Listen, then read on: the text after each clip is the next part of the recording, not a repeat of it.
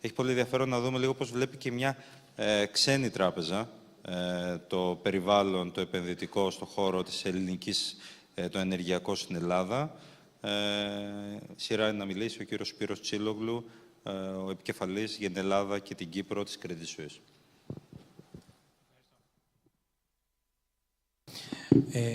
Ευχαριστώ για την εισαγωγή και για την πρόσκληση.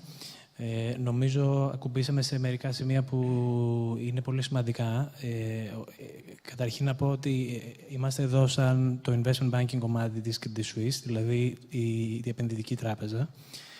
Και ο ρόλος μιας τράπεζας σαν και τη δική μας είναι φυσικά να φέρνει σε επαφή τους επενδυτές με τις επενδυτικές ευκαιρίες. Συγκεκριμένα για την Ελλάδα, η παρατήρηση που θα κάναμε είναι ότι τα τελευταία 3 χρόνια είδαμε ρεκόρ επενδύσεων στη χώρα και σίγουρα το κλίμα ήταν πολύ δύσκολο, καλύτερο σε συγκεκριμένες στιγμές, αλλά γενικά υπήρχε μεγάλο volatility.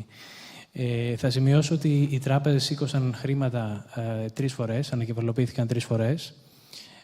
Θα σημειώσω ότι οι τράπεζες επίσης το 2014 πήγαν στις κεφαλαγορές και σήκωσαν χρηματοδότηση για τις δραστηριότητες τους μέσω senior bonds.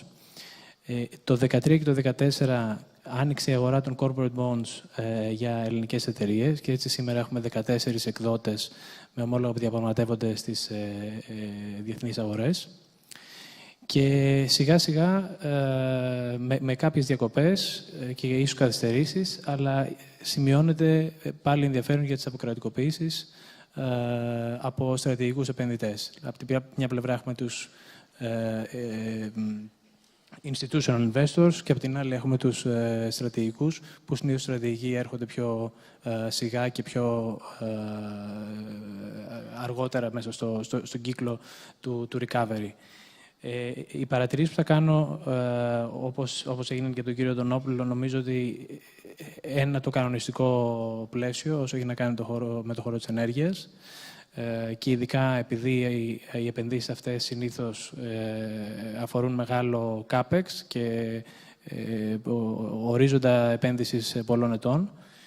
Το δεύτερο είναι φυσικά το μακροοικονομικό κομμάτι, το οποίο είδαμε ότι οι επενδυτές αντιδρούν πολύ γρήγορα όταν τα πράγματα βελτιώνονται. Οπότε περιμένουμε να δούμε μία σταθερότητα σε αυτό το κομμάτι.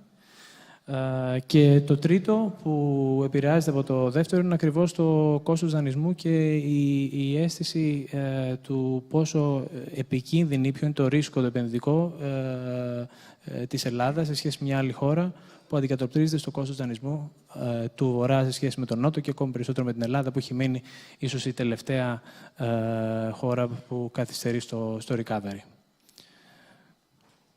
Η δική σας η αίσθηση είναι ποια έργα αυτή τη στιγμή θα μπορούσατε να πείτε ότι στην Ελλάδα, στον χώρο της ενέργειας, βρίσκονται πιο μπροστά από ποια άλλα, σε ποια υπάρχει μικρότερος χρηματοδοτικός κίνδυνος, ποια θα καλοβλέπατε εσείς, ποια καλοβλέπει η αγορά αυτή τη στιγμή? Νομίζω ότι η αγορά καταρχήν θα ξεχώριζε στον χώρο της ενέργειας τις επενδύσεις που έχουν τη μεγαλύτερη ρευστότητα. Σε αυτή την περίπτωση έχουμε 2 ή 3 εκδότες, όπως είπαμε, στην Ελλάδα, οι οποίοι έχουν ομόλογα που διαπραγματεύονται στις αγορές, και αυτό ίσως είναι το πρώτο σημείο στο οποίο μπορούμε να δούμε το ενδιαφέρον να επανέρχεται. Και όπως είπα, το δεύτερο κομμάτι είναι αυτό που έχει να κάνει με τους στρατηγικούς επενδυτές. Εκεί που έχουμε δει το πρώτο ενδιαφέρον είναι στα project που έχουν να κάνουν με infrastructure. Και σιγά σιγά όσο το κλίμα βελτιώνεται, μπορούμε να δούμε και άλλες επενδύσεις μεγαλύτερου ρίσκου να συγκεντρώνουν ενδιαφέρον. Για παράδειγμα, να γίνουμε λίγο πιο συγκεκριμένοι. Θα βγει κάποια στιγμή προς πώληση ένα πακέτο του ΑΔΜΙΕ. Ένα 20%, ένα 30%, θα βγει ένα πακέτο. Μειοψηφικό. Κρίνεται ότι θα υπάρξει αυξημένο ενδιαφέρον για να βρεθεί ένας στρατηγικός επενδυτής. Λέω ένα κρατικό project, στο πλαίσιο των αποκρατικοποιήσεων. Αντίστοιχα από τα ιδιωτικά έργα, τα συγχρηματοδοτούμενα. Για παράδειγμα, τα έργα τα οποία ενδεχομένως θα μπορούσαν να ενταχθούν και στο πακέτο Juncker. Έχετε την αίσθηση ότι γίνεται κάποια προεργασία, είναι όριμο το περιβάλλον ή περιμένουν όλοι κάτι άλλο, στην οικονομία προφανώς, για να αρχίσουν να βλέπουν Ελλάδα? Είναι πολύ καλή ερώτηση και στην περίπτωση του ΑΔΜΙΕ μπορώ να μιλήσω με την εμπειρία που έχουμε εκπροσωπώντας την Ιταλική Τέρνα. Είναι από τις εταιρείες που είχαν δείξει ενδιαφέρον στην αποκρατικοποίηση αυτή από τις αρχές της και συνέχισαν να έχουν ενδιαφέρον στη διάρκεια του περασμένου έτους που τα πράγματα ήταν λιγότερο ξεκάθαρα στο τι μορφή θα έπαιρνε. Οπότε η απάντηση είναι ότι θα υπάρχει ενδιαφέρον. Όσο το συντομότερο συμφωνηθούν οι λεπτομέρειες και το τι θέλει να πετύχει η κυβέρνηση, σίγουρα θα βοηθήσει και τους επενδυτές να δείξουν το δικό τους ενδιαφέρον όλο και πιο γρήγορα και πιο εύκολα.